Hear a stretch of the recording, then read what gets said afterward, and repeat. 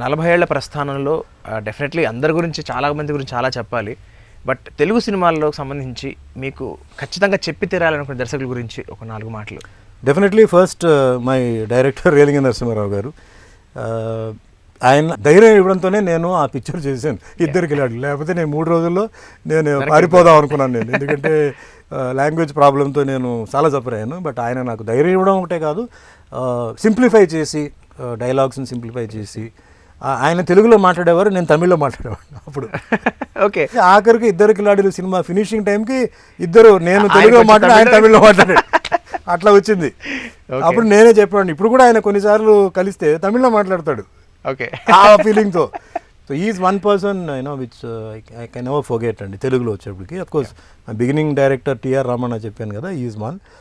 Next was కోడి రామకృష్ణ గారు. ఇలా వండర్ఫుల్ డైరెక్టర్. అండ్ ఎందుకు నేను చెప్తున్నానంటే, ఒక డైరెక్టర్కి ఒక గ్రిప్ ఎప్పుడు వస్తుందంటే తను యాక్ట్ చేయగలిగితే is a full fledged director. Correct. కొందరు ఉంటారు, ఏదో రావాలండి, ఏదో రావట్లేదండి నాకు అంటారు. ఏదో రావట్లేదంటే ఏం కావాలి చెప్పండి, నాకు తెలిసింది నేను 4 రకంగా చూపిస్తాను. ఇంకా ఏదో నాకు కావాలండి, ఇంకా నాకు ఏదో కావాలంటే ఇది ఉంది చూసారా, ఇది అంట, ఏది నాకు తెలియదు. ఇది ఆయన దగ్గర ఉండదు. ఒకసారి చూస్తాడు, సుమన్ గారు ఒకసారి చేయండి మీరు అంటారు. అలా అయిన తర్వాత అన్నీ ఓకే, ఆ డైలాగ్ ఉంది కదా, అది నేను చేస్తాను చూడండి, అది చేసేయండి మీరు, మిగతా అన్నీ ఓకే, అదేం చేంజ్ చేయదు, ఇది ఒకటి మట్టికి ఇలా చేయండి, ఇది ఇలా టర్.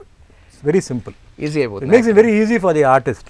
అండ్ ఆయనలో ఉన్న గొప్పతనం ఏంటంటే మేల్ ఫీమేల్ 2 చేసేవారు, ఓల్డ్ యంగ్ అది చేసేవారు, విలన్ అన్నీ యాక్ట్ చేసి చూపించేవారు. మంచి సాంగ్స్ ఇచ్చింది శరత్ గారు. నాకు నా మీద కాన్సన్ట్రేట్ చేసి మంచి లిరిక్స్, మంచి మూమెంట్స్, స్టెప్స్, మూమెంట్స్ అంటే శరత్ గారు ఈజ్ వన్ పర్సన్.